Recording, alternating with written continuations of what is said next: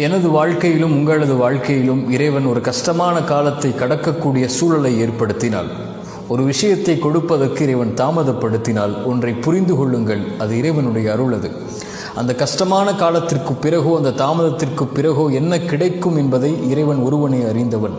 நம்மை பொறுத்தவரை காத்திருப்பு மட்டும்தான் நம்மால் முடியும். இறைவன் நோயை கொடுத்தால் தான் சுகத்தை கொடுக்க முடியும். இறைவன் கஷ்டத்தை கொடுத்தால் தான் இன்பத்தை உணர முடியும். வழியை கொடுத்தால் தான் அந்த வழி மறைந்ததற்கு பிறகு வரக்கூடிய மகிழ்வை அனுபவிக்க முடியும். உலகத்தில் இருள் வந்தால் எப்படி வெளிச்சம் வருமோ அதுபோன்று சிரமங்களும் கஷ்டங்களும் வந்தால்தான் அதற்கு பிறகு வரக்கூடிய நிலைமை இன்பமாக மகிழ்ச்சியாக மாறும். காரியங்கள் அனைத்தையும் அவன்தான் நிர்வகிக்கிறான்.